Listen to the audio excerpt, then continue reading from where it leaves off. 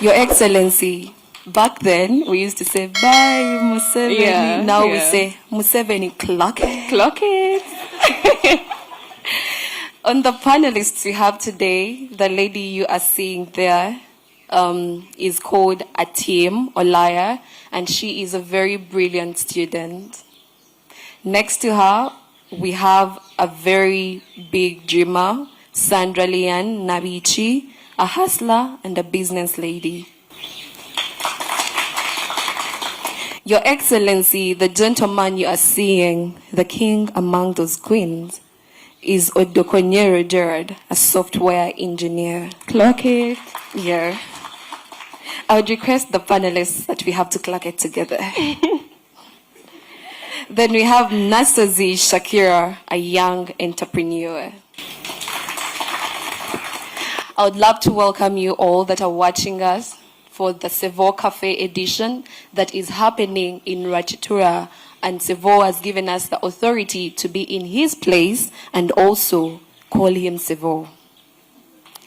And now we go into the serious conversations that have been baffling our minds as young people so that we can be able to get answers to them. Because in my tribe, they say, Erisorium Kulu, Ewadugala Ewalaba. So we would love to welcome our panelists. Yes, and the panelists are going to be asking those questions. Sevo, we have gone to different places, and the panelists have been hearing the different ladies and gentlemen, ladies and gentlemen speaking their questions that have been asking. And now this is the time for them to bring those questions to you on behalf of all the unstoppable Gen Zs.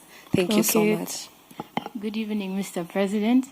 I would like to firstly thank you for welcoming us here and hosting us, the Gen Zs, and allowing us to have an educated conversation with you. I would like to start with a question regarding your goals for the economy. Mr. President, you want to do a qualitative leap for the economy from a GDP of 60 billion USD to 500 billion USD by 2040. That's an amazing goal, and I want to know how we, the Gen Zs, can help you make this even more tangible than it is. Well, for the Gen Z and for all the generations in the last 300 years, you need to know that the economy has 4 sectors. That is where you can find wealth and jobs. The 4 sectors are commercial agriculture. If you produce crops for money as well as for food, you will create wealth and get money and create jobs.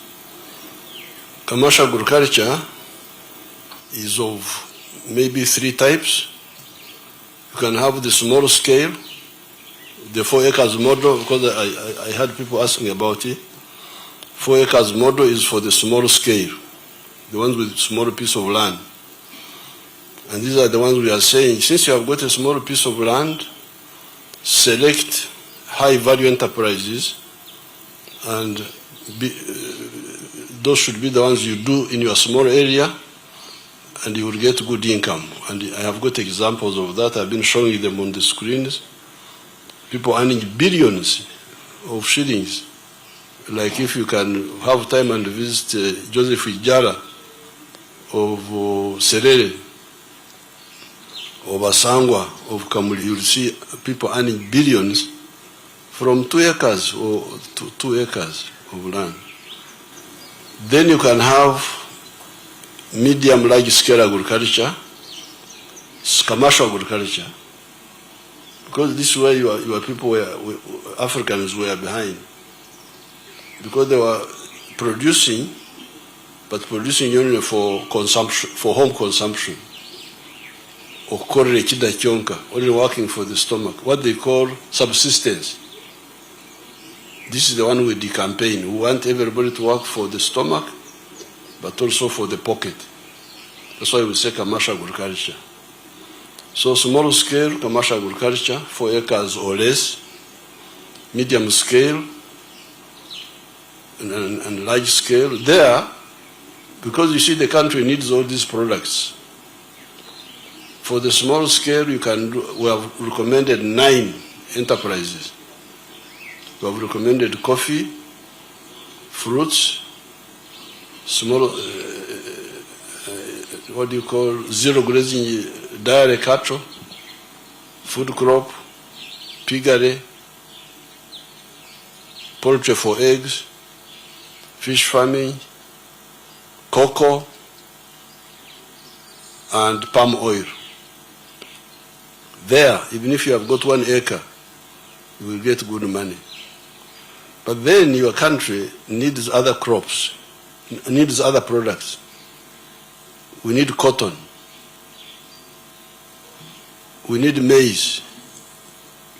If we don't have cotton, what shall we put on? We need clothes. We need maize, because maize is low value, but needed in all animal feeds, for starch, for industries. We need sugar cane for sugar. We need tobacco, those who want to die from cancer. Those are low value, but needed by the economy. So therefore we need the large scale producers who produce on a large scale, and although they are getting small per acre, because of scale they get good money. So that is sector 1, which all of you must know, Gen Z or non-Gen Z.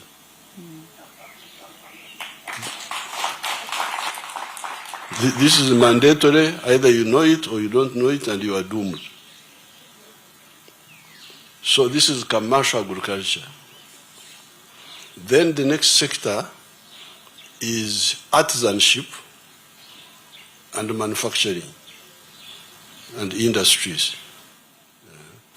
This is where you process all these raw materials in final products. The raw materials we have in Uganda are agricultural raw materials, like the shirt I'm putting on is from the cotton, our cotton here. Then you have the minerals. Like the other day, I commissioned a factory with President Ruto in Tororo about steel. Steel. You Gen Z, you must have heard of something called obutare. Obutare, you have never heard of this. Obutare is iron ore. I was thinking about it. Very good. Obutare is iron ore. That's why you hear of Butare here in Buweju. There's a place called Butare. You can even hear of Butare in Rwanda. There is something there. It is our word for iron ore,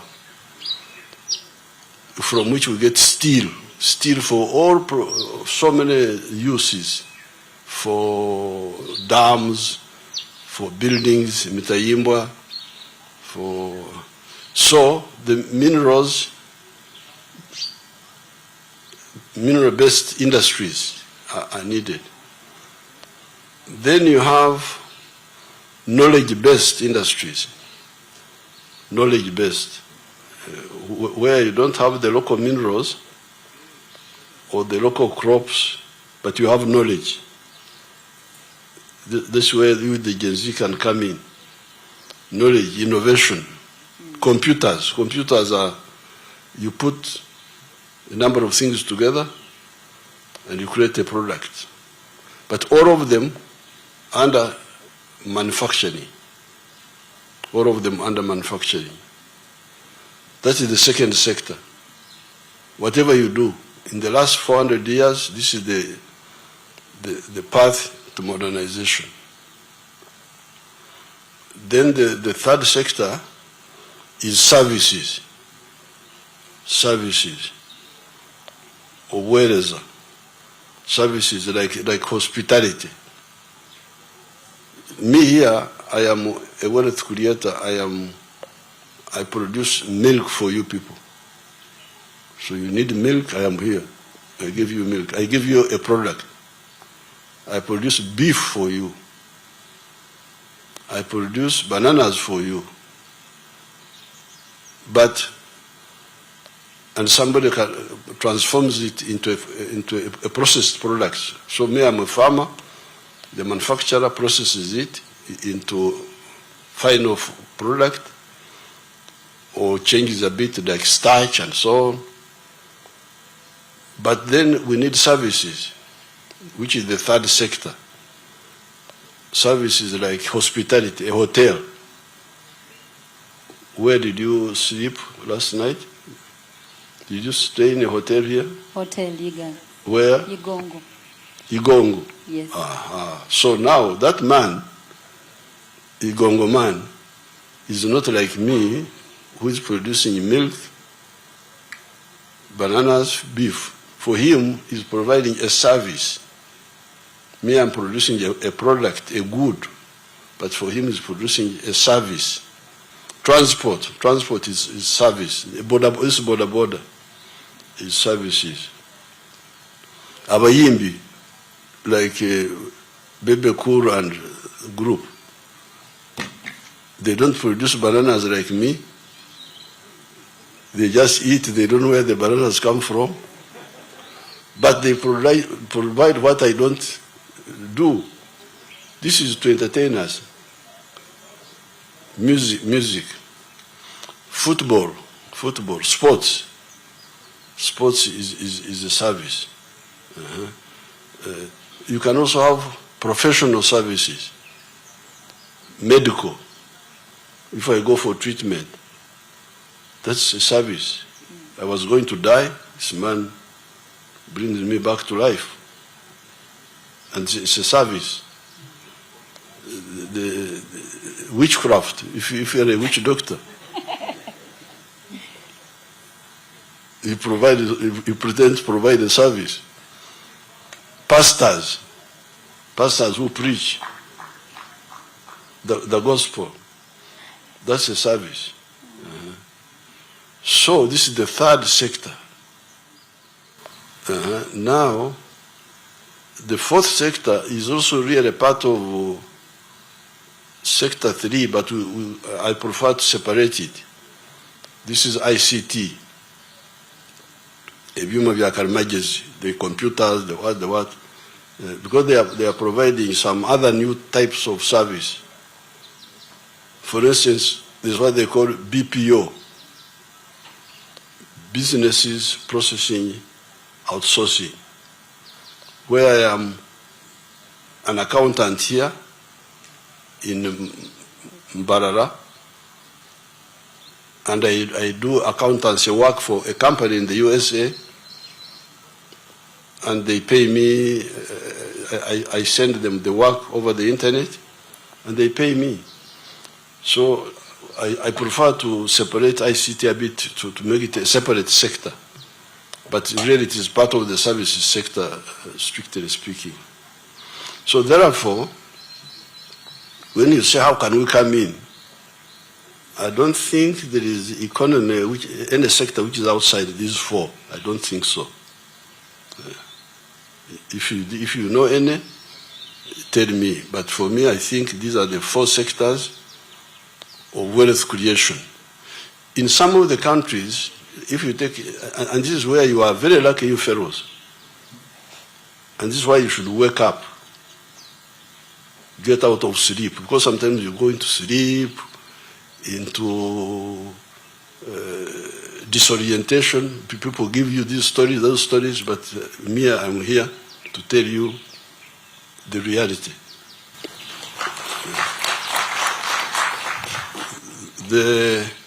Some of the countries are not as lucky as us. If you take Japan, there's no way they can engage in commercial agriculture because they don't have the land. So for them, they don't have, so for them, the only economy they have is the knowledge economy, sharpness of their engineers. So here we have got everything. All these sectors, we can perform in them: agriculture, manufacturing, we have our own raw materials, services, we have everything is here. So when you say where we the Gen Zs can come in, you can come in wherever you want in the 4 sectors.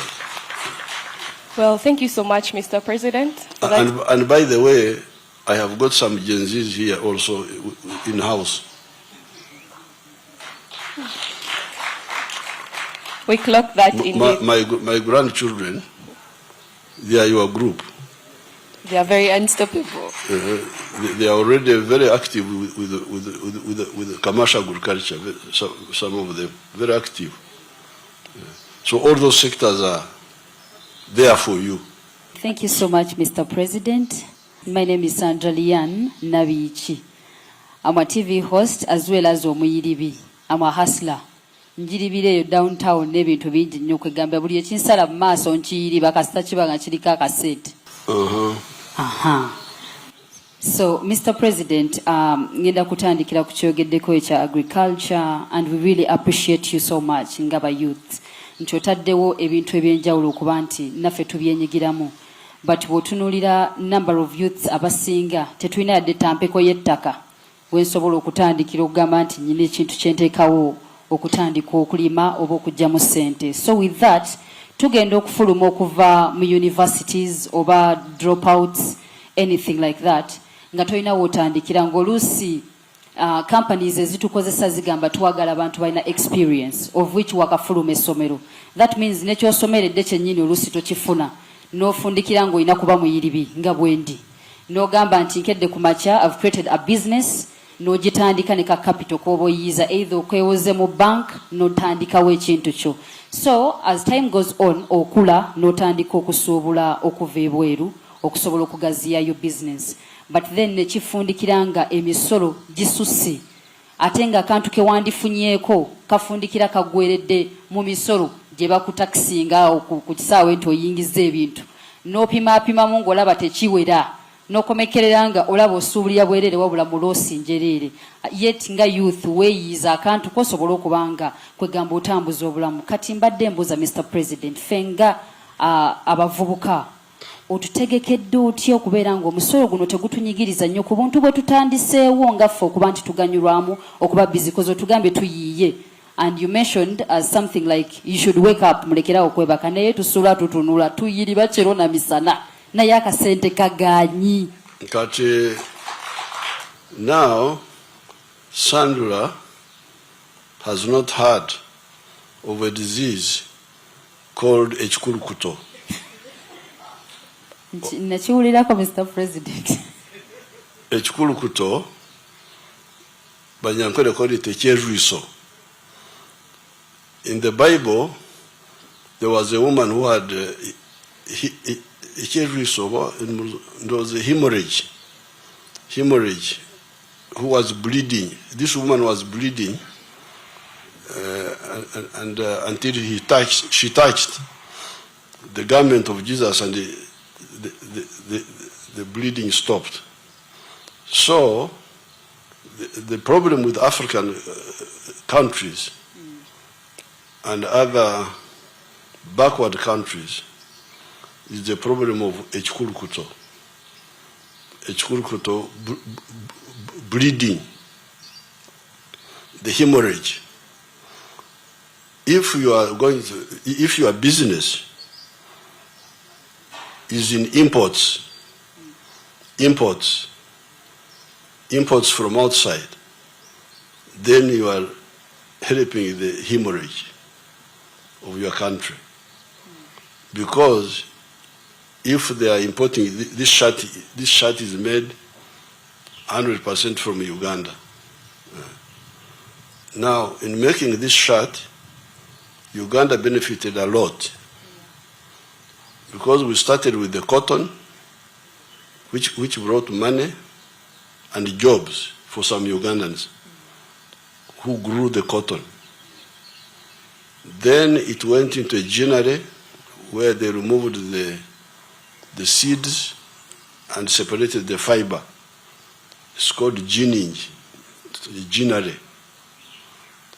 That's more money, more jobs, more jobs.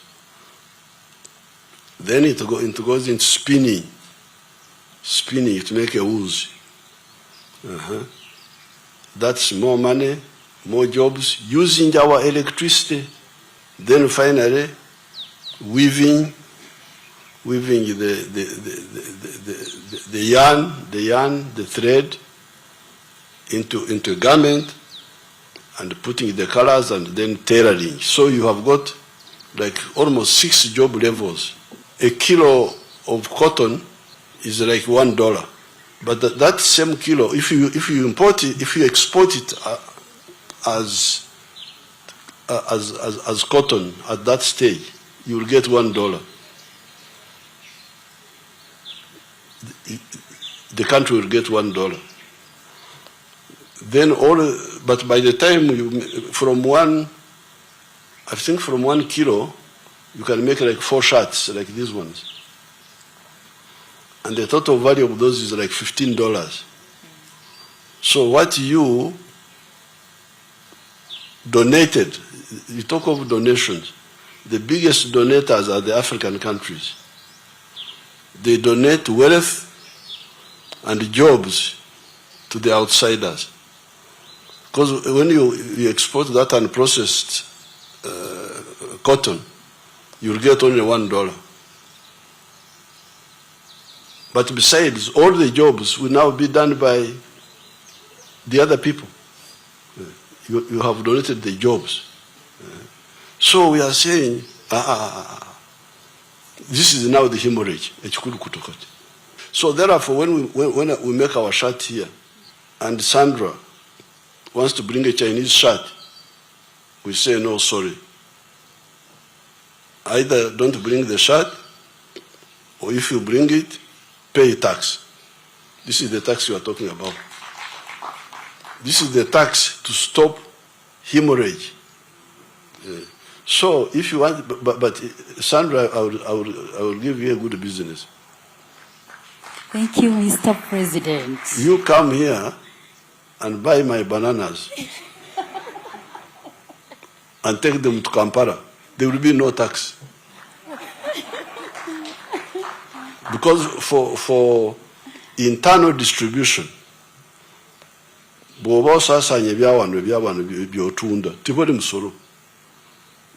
if you buy maize from Chiboga, you buy sim from Acholi, there will be no tax. There's no tax on internal distribution. There's no tax even on agriculture. There's no tax. But we tax you, the agent of Echikurukutu. Because your mission is to turn us into a supermarket. We are going to put for a supermarket, Yabarara. And we don't accept that. We say, no, we are not a supermarket here of foreign products. We are a productive society. So that's how you face those are the only taxes, import taxes. They are the ones you are talking about. So you cannot say, Sandra cannot say, munzi sewa nange. Mbade ndaka business kange, kokore sanduko z'abafu, naye kati abantu tebakyafa nnyo, n'olwekyo munzi sewa nange, leka abantu bafe, so that your business of coffins is a bad business. So what's the good business? There are some businesses which should be discouraged if possible. And it is only, in this case, it is only import business. Import, not imports. In fact, up to now we are still liberal because we are only taxing imports of consumer goods. Not medicine, not machinery, but consumer and luxury items. These are the ones we tax. So this is in order to okusigaza omusaayi gwaffe ekikurukuto okukomya ekikurukuto. This is why our economy is growing. And when you say it will grow by 500 billion, it is because of this. Because remember, instead of one job level for cotton, we have got 6 job levels. And all that money is staying here. Jobs are being created. They are using our electricity. You know, sati jenyamba de wano, amasanyalaze gaffe gagikola. Eri Georgia China, amasanyalaze gaba China gagikola. But then lastly, Mr. President, thank you so much for that. Naye waliwo kyetuwulira nti foreigners are given taxation holidays. Kati nga n'oluusi gwe ky'otunda naye kyatunda n'ofundikira nga gwe oli muloosa ate nga bo bakola. Is that true? Now, very good. Abaana bankoze bulungi bannange. Okundeeta mu bazzukulu mbajjemu oluhumbo nolwezi ki mu Luganda? Oluhumbo. Tujjeko ekifu ku maaso. Okay, you can use that one also. You can use that one. You see, there are measurements of economics. One measurement is called GDP, gross domestic product. This is the measurement for all products produced in Uganda,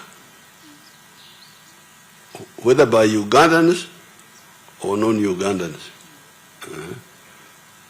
Kati mwe mukola ensobi nimugamba nti ekkolo ly'omu China tumuba batuufu kasita ekkolo libeera wano lya Uganda. Singa Museveni agenze China nazimba y'ekkolero togenda kugamba nti ekkolo lya Uganda. If Museveni builds a factory in China, that factory is not a Ugandan factory. It is a Chinese factory built by a Ugandan. So therefore, all the factories here, all the production here is really ours. Kati mu bantu ababiri waliwo mu China azimbye ekkolero wano. Azimbye twaranga yazimba ekkolero lya ceramic tiles ze bakozesa mu mayumba, amategula waki ceramic tiles zino ze bateeka mu mayumba. We were importing those. Can you imagine? This man builds them here. Ate waliwo Sandra akyasaka enviiri z'abafu ebweru. Anti ffe tetulina nviiri, Mr. President, tulina kaweke. Kati ku bantu ababiri omuntu akoledde amatoffaali wano, what do you call those tiles mu lulimi lwaffe? Tiles ze bateeka wansi mu mayumba. Kisigalayo tayiro. Okay. So China has made tiles here. Now Sandra is importing dead people's hair from I don't know where. China. So who is better for Uganda? Who is better for Uganda in terms of ekikurukuto? Remember the hemorrhage. Who is the one who is conserving our blood? The Chinese.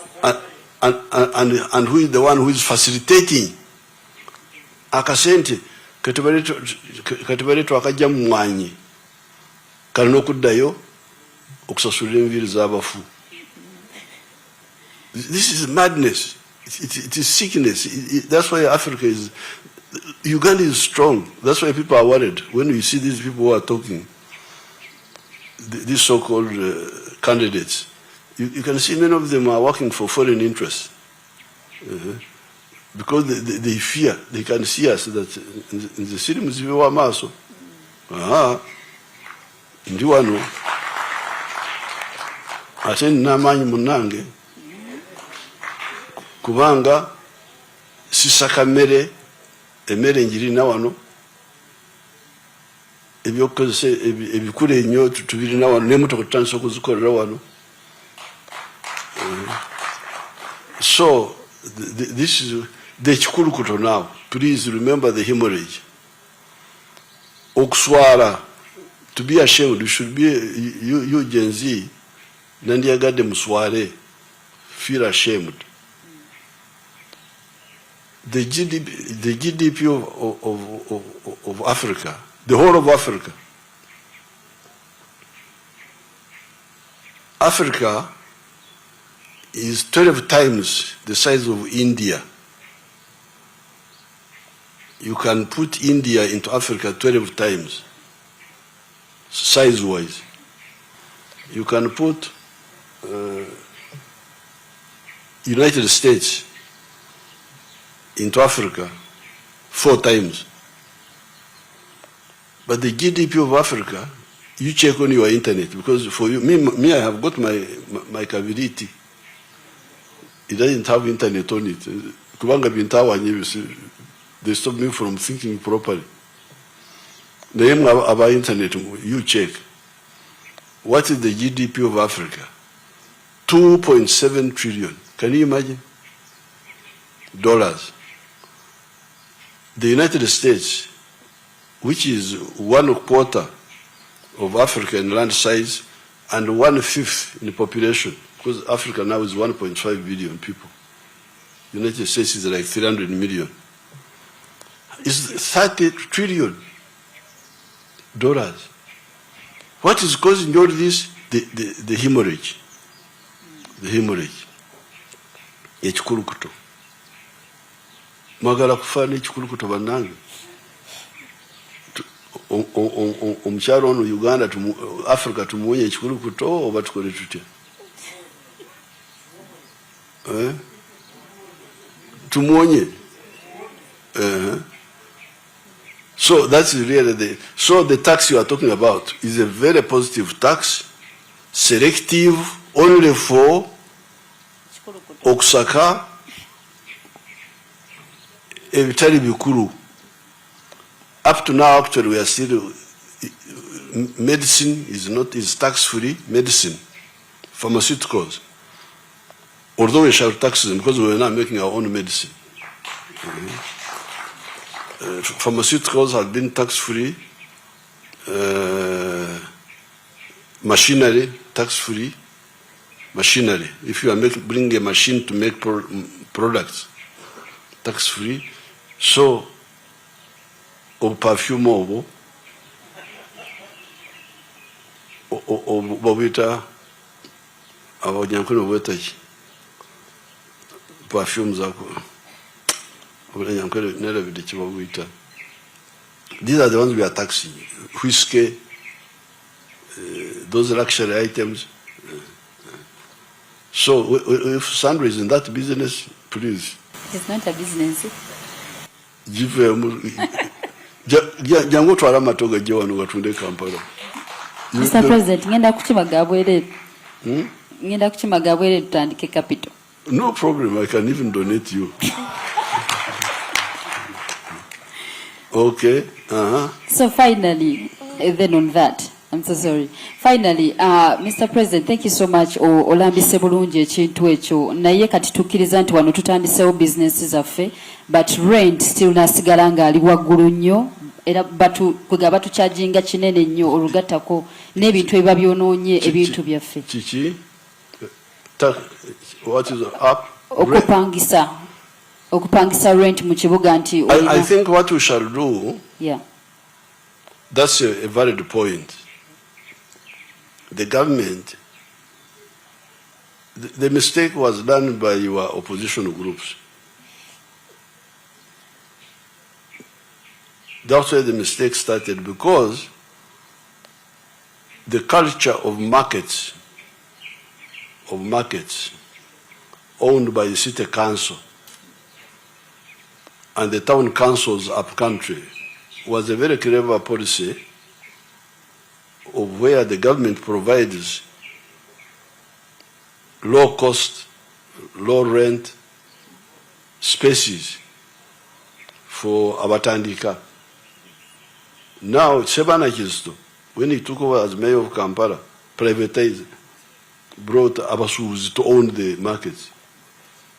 And I've been trying to get them back. But I'm now going to be more active and really create spaces where you young people can come and start. Mr. President. The government can build that concept of markets owned by the government, whether city council or Mbarara. Here in Mbarara we had those spaces owned by the town council, where people would come with small rent and then they grow up, and then that's how the omusajja waffe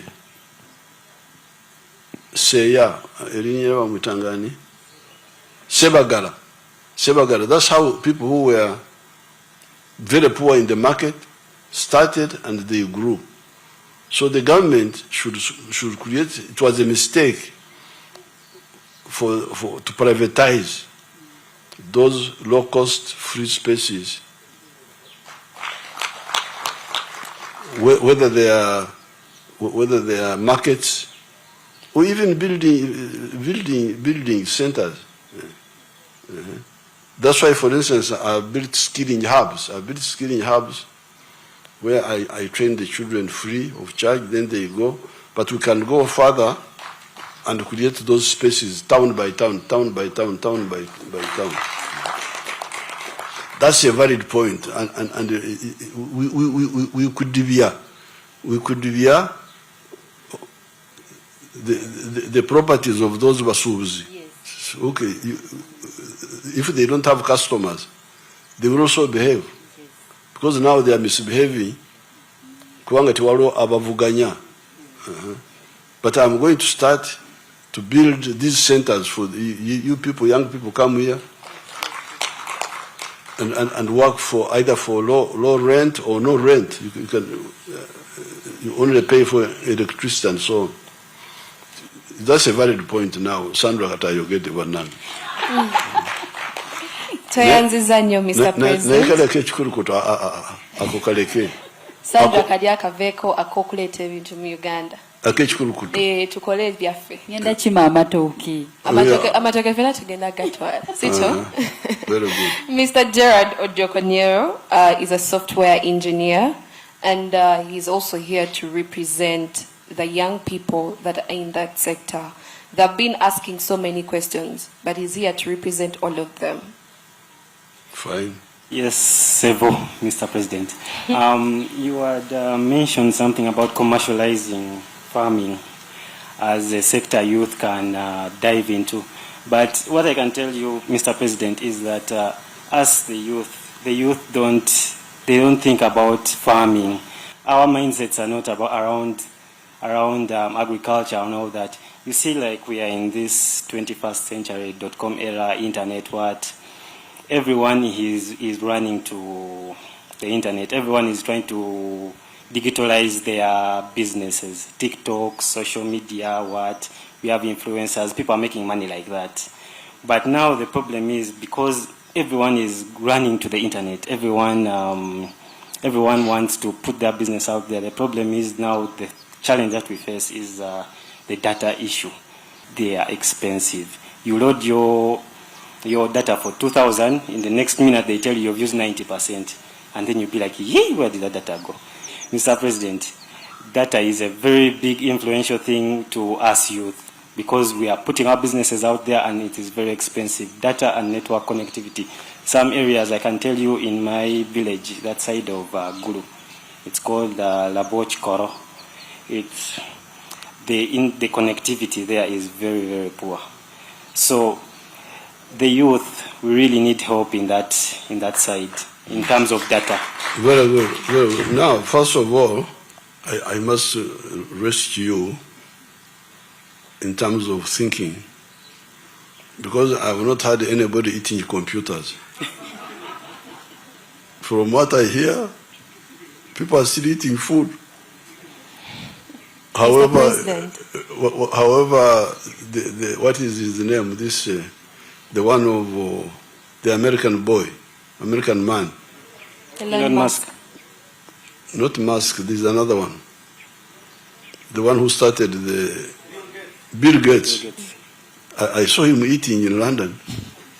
He was eating food. So, whatever you are doing, don't forget the basic requirements of life. It would be misleading for me to come here and say, oh yeah, internet. The Siri Murabi, I'm not your enemy. I tell you what is correct, because I know the importance of internet. I am a general. I fight. We know what technology does, but technology must be put in a proper context. The basic needs of man are still the same. Food, you must have food. You must have clothes. Clothing. You can't go naked at your computer, you are what? Shelter, where to live. Where to live. That's why you are talking of workspace. That's shelter. Not renting. That's shelter. But Mr. President... Rindako, just wait. Medicine. Health. So those are the, now mobility. Mobility also became important. Transport, how to move around. So those are the basics which you should all be very clear about. But within that, there are these enablers. It is true that internet, electronics, has helped us to do things much faster. Because like when we were fighting in the early days, I had to judge. It was called distance estimation. I had to use my eyes to estimate how far the enemy is, so that I could adjust my gun sight to shoot him properly. But these days, with the laser, it tells me exactly where it is. I don't have to calculate. I just read it on the gauge. You see that. So we know how the computers have helped. So be clear about that. So therefore, Odokonyero is correct. Internet should not be owned by private people. It is the same story like the workspace, like the renting. Because when the internet is owned by business people, especially if they monopolize it, they are after money. They are after money. That's why the internet, the backbone is owned by the government. The government has got their own backbone, so I will have to check with Badimuns what is the problem. Why should the people in Gulu, and I have been building the internet, taking it all over the place.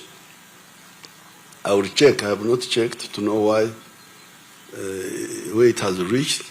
But the government internet backbone would not overcharge you. And I think the cost was coming down from $600 per gigabyte or something to something else. It will come down. It will come down. But the strategy is that the backbone should be owned by the government, not the private people. So if the private people have their own backbone and they make it expensive, you abandon them and you use the government one. I will check that. I will check that. That's why I want the railway to be owned by the government. The electricity, the power dams. You know, I don't know whether you heard that we had brought an Egyptian group into the railway, but we chased them because they're after money. And for us, we want low-cost transport for our products. So for the internet, it's the same. We need low-cost transmission so that it doesn't become very, very expensive. The railway, the pipeline, you have seen that in the pipeline for those common infrastructure should not be owned by the private people, should be owned by the government. But I will check what is the problem with the Gulu. Yes, Mr. President, and also in addition to that, we still have that band of Facebook to access it. I don't know why it is still there, because what the youth are doing these days, because internet, as we mentioned, is a very key factor to support the youth's business, because every youth these days is digitalizing their business. They market it on social media platforms. So if Facebook can also come back and they remove that restriction on it. Because we shall study that, because I had to teach them a lesson. Because they thought that without Facebook, Uganda will disappear. But Uganda is thriving. Yes, Dokunyero has got some little problem. But we are moving ahead. The cows are going home and coming back.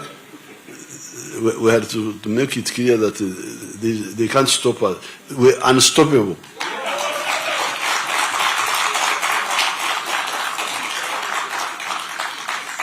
So they have been shut now for how long?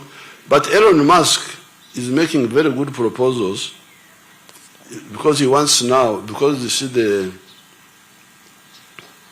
the internet is through the wires, the cables underground, then in the ocean.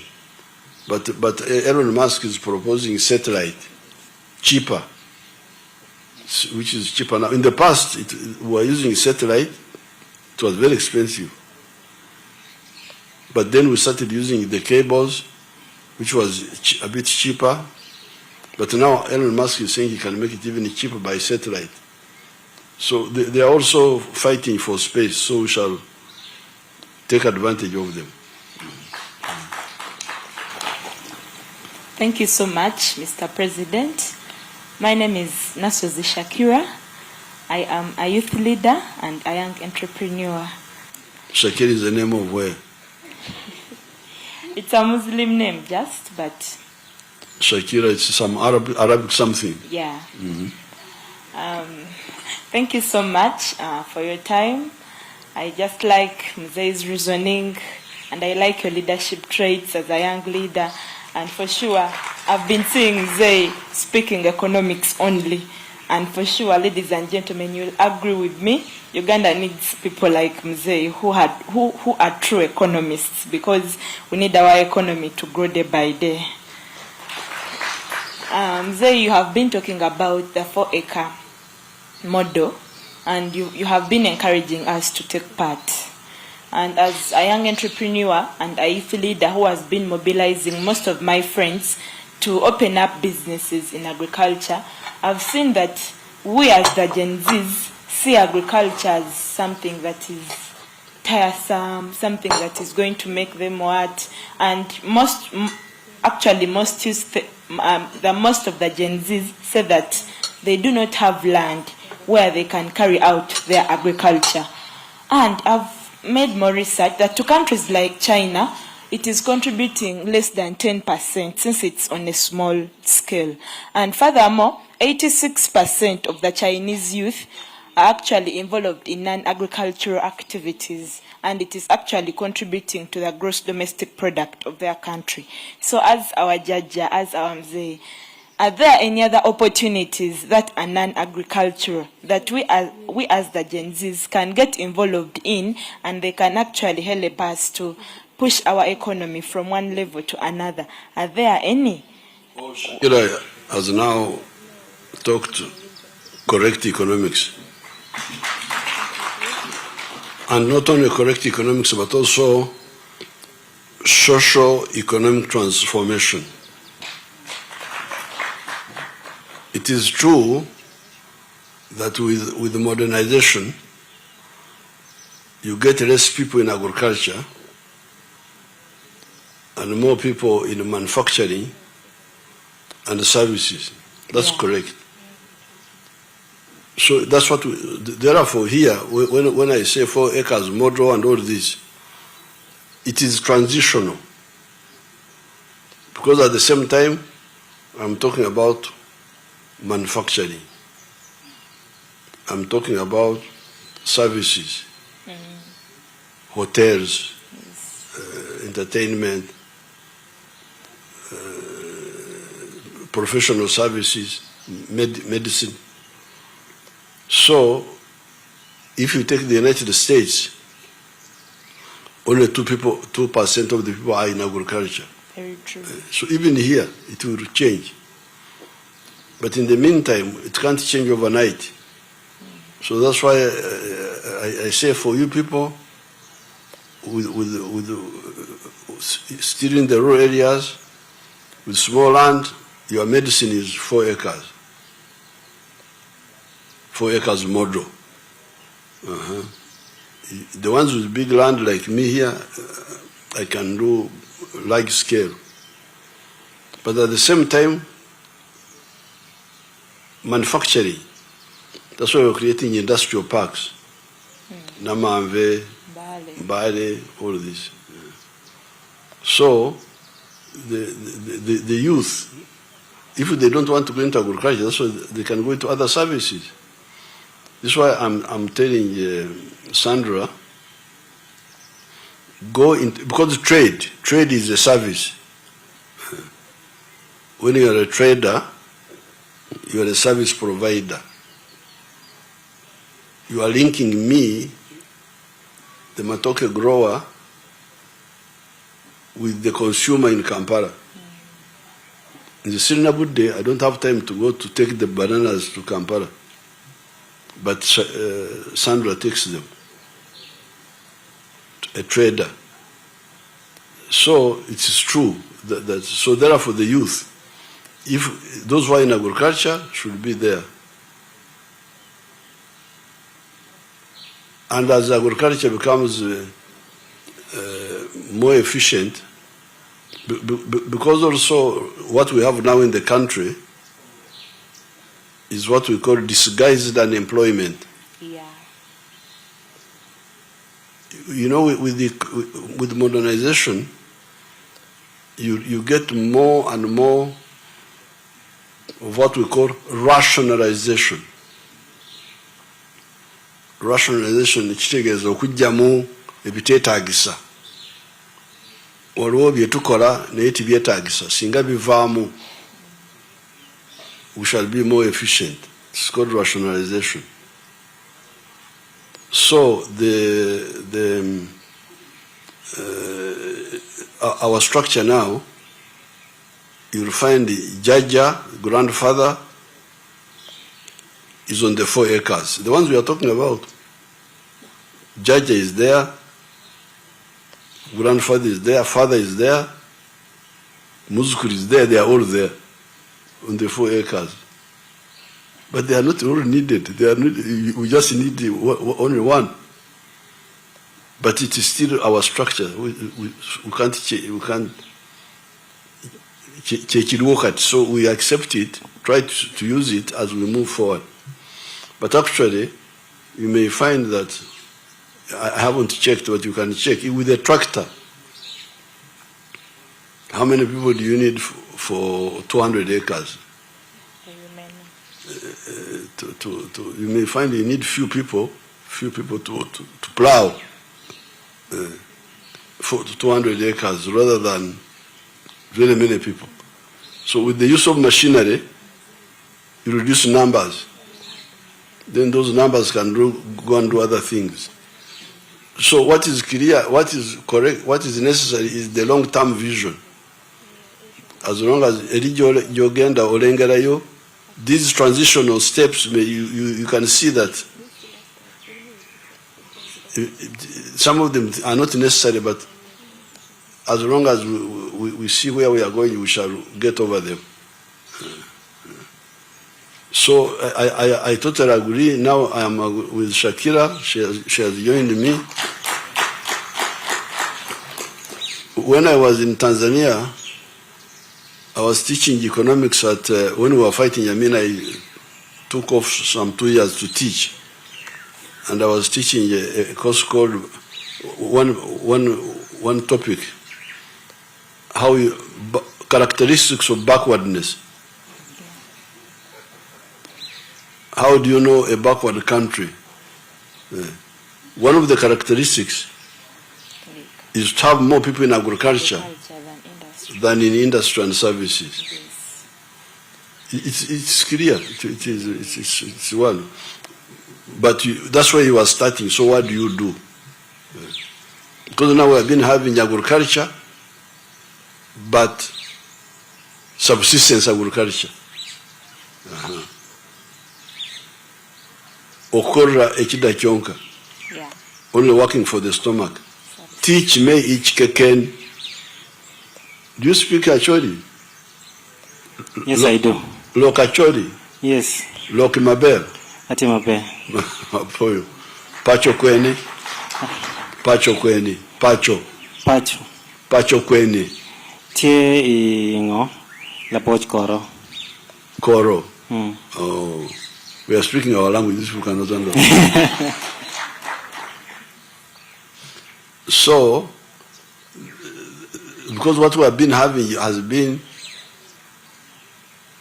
subsistence agriculture. People are just there only producing what to eat. So we say, please, now at least start producing what to eat and what to sell. And do so with the chivaro. It is better than what you are doing now, but it's not the best. But in the meantime, so we are together now. Thank you so much, Mzee. And maybe lastly, Mzee, I've heard about the presidential initiative on skilling of the girl child. I've seen it in Chivuli. I don't know any other place, but I mainly saw it in Chivuli. My fellow youth from the eastern side would also need such skilling, and I'm one of them. I saw people being trained in shoemaking, and I make shoes.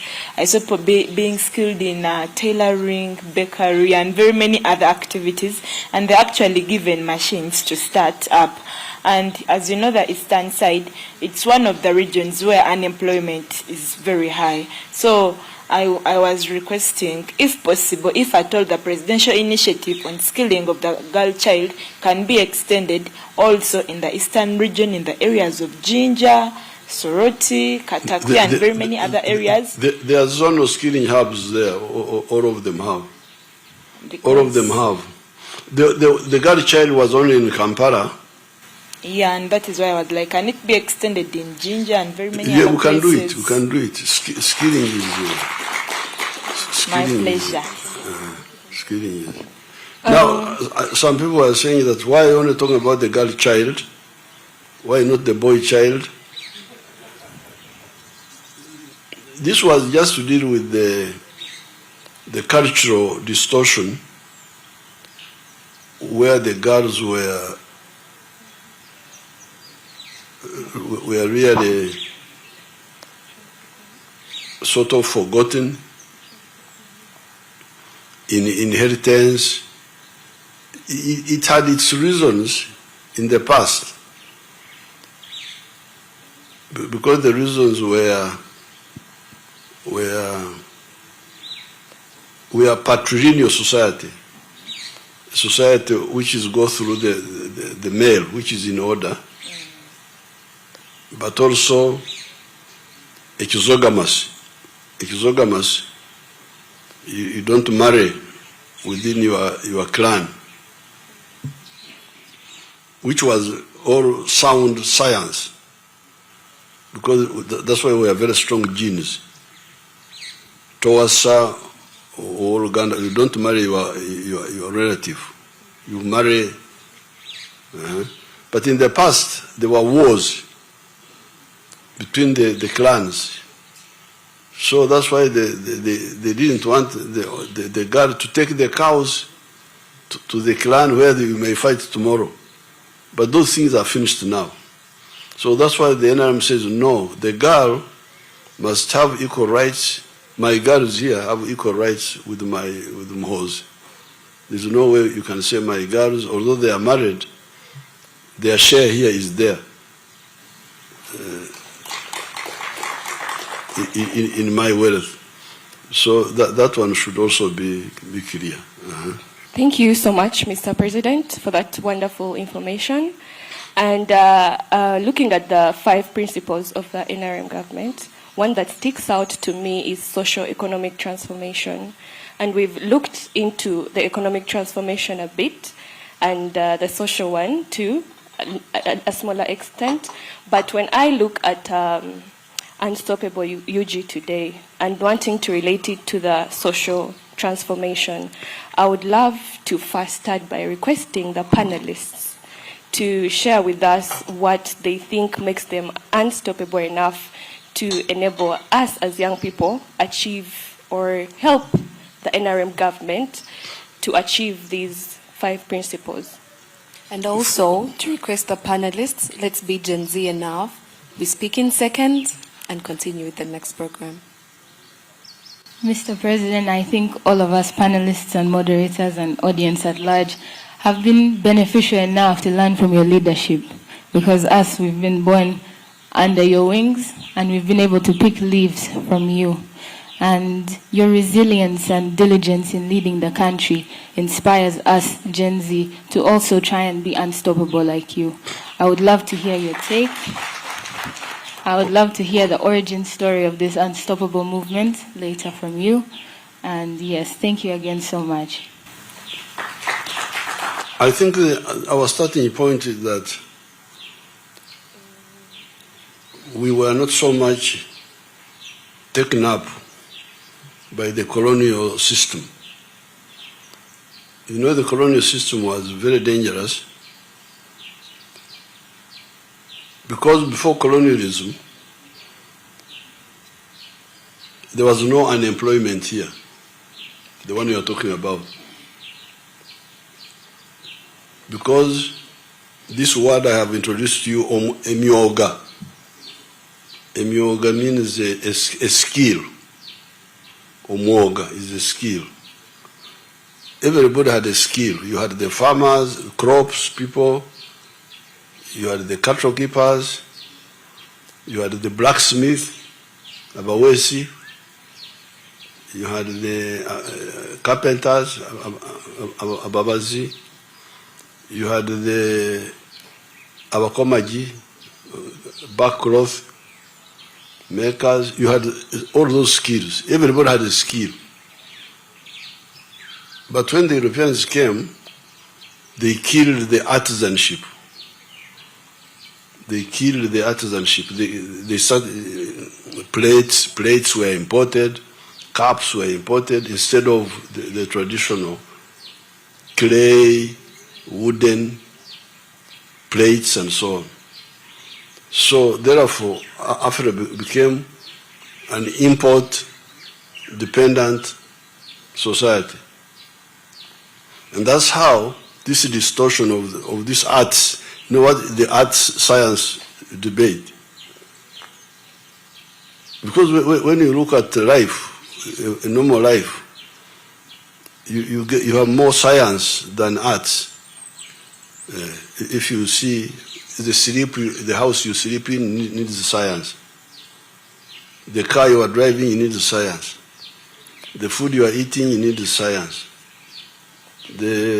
Whatever, much of it. Yes, there is space for administration, but you need less administrators and more myoga people.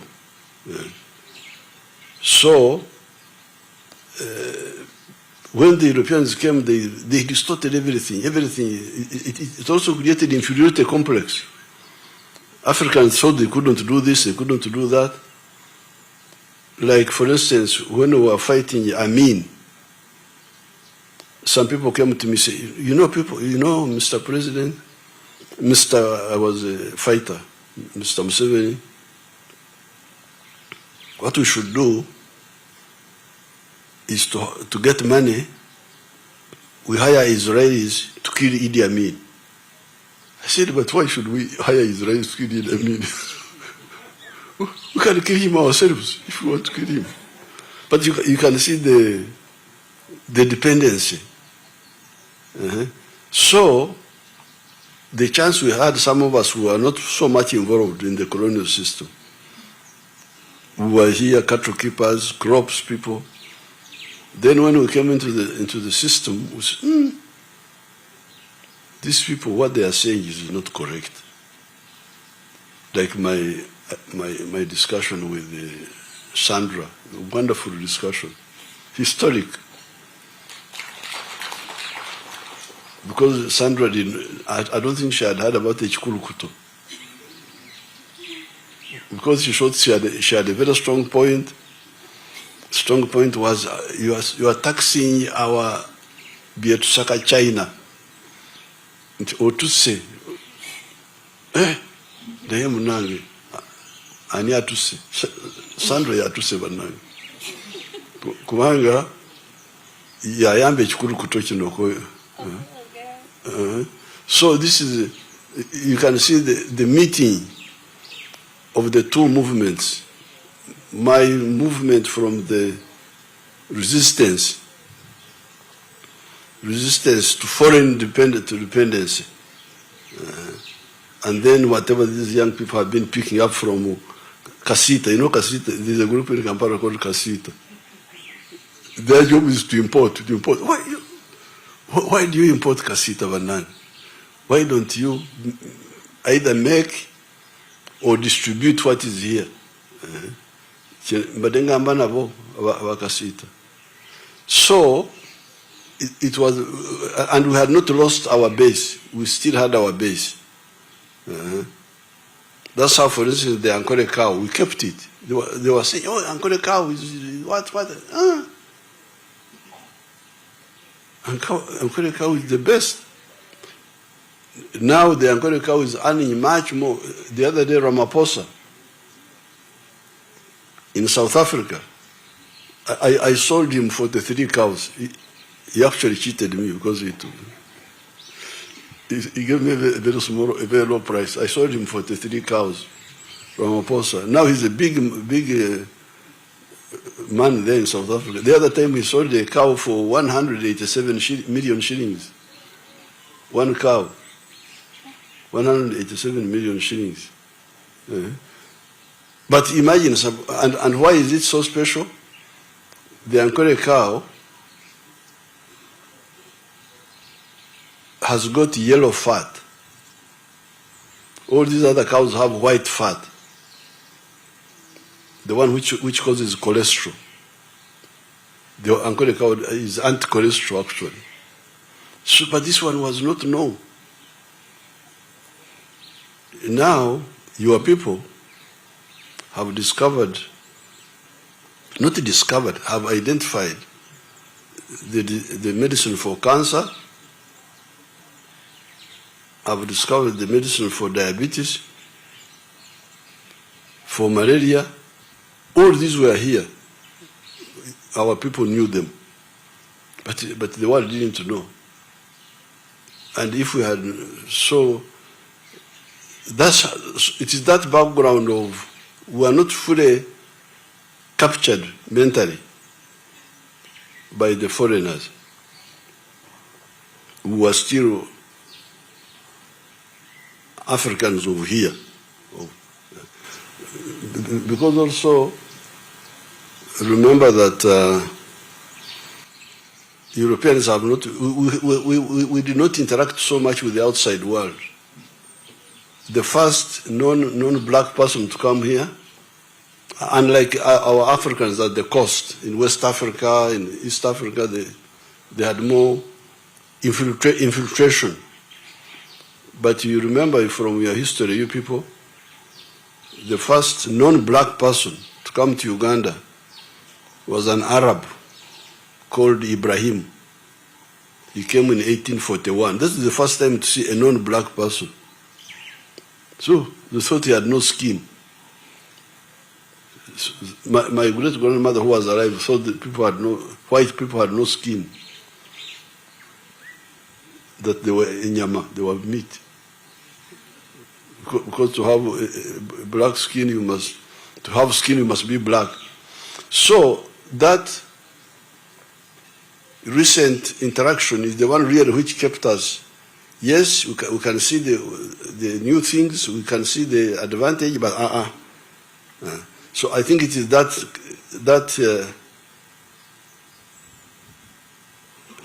you call it, I think, convergence of indigenous and new that makes us very strong. Very strong. That's why we are sure of ourselves, because we know what is indigenous here.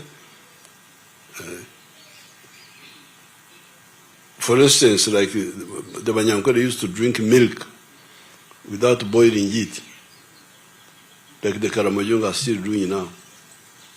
But when people said, there are some organisms in the milk which can harm bacteria, which you need to kill, and we change it. So we boil, but still we keep the milk. So change, continuity within change, or change within continuity. This is where we are strong.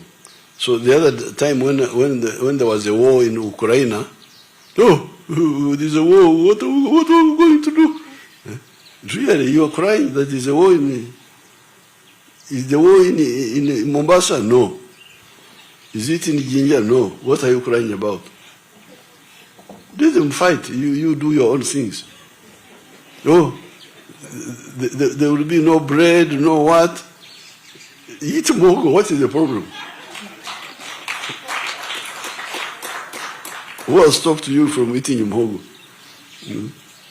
And I can see you are all very, very fat. I think, I don't know what you are eating.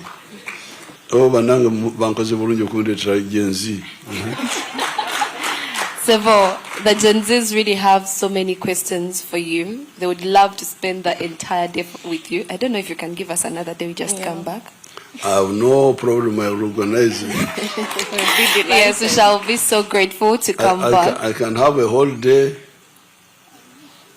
Because you see, what you call Gen Z, I am a former Gen Z myself. And I wish I had shown you my picture when I was your age, 1968, when I was like 23, 20. Next time I will show it to you. I'll come back to see the picture. Because what I want to ask the Gen Z, am I allowed to ask a question also? Yes. We are so ready for you. Permission granted. Permission granted. Yes, we are ready for you. Now, do I take it that Gen Z want to be softies? Because for us, we're not softies. We are tough. That was our generation were emphasizing toughness, resistance. That's how we are fighting the whites in Mozambique. The picture I want to show you is when I went to Mozambique in 1968 to be with the freedom fighters. But your generation, what are you going to be softies? No, our generation is just misunderstood. And if you are softies, how will you guarantee our future? Well, I would love to take that opportunity to thank you, Mr. Sevo, for that question. Now, I was ready for you as a real Gen Z. We have been able to have a chance of the young Gen Zs that I've gotten knowledge from you to come up with things like Unstoppable UG. Now, this is going to enable us to become more of the dreamers we thought we weren't. We are going to become wealth creators. You're going to be innovative and tough Gen We are going to be innovative. Mr. President, when you were talking about your era of being a Gen Z, you didn't talk about being a hustler. We are big-time hustlers. We are game changers. And above it all, there is no generation like us because we aim to learning, unlearning, and relearning. Thank you so much to everyone that has been watching, guys. It has been an amazing time having you all. And we cannot wait. We know you all have so many questions for the president. Put them in the comment section. The magic hashtag is hashtag UnstoppableUG. And my colleague is going to be giving her last remarks, and then I'll be letting you know what next. Well, thank you so much, Tifa, and thank you so much, Mr. President, for your amazing time. I would love to stress the point that we are indeed unstoppable. We come with new ideas, and we request to be listened to be seen, to be heard, and to be acknowledged, because we are here. Yes. Thank you so much for being amazing people. To our audience, the media, the panelists, you have been very amazing people. Do not forget that we are Unstoppable UG.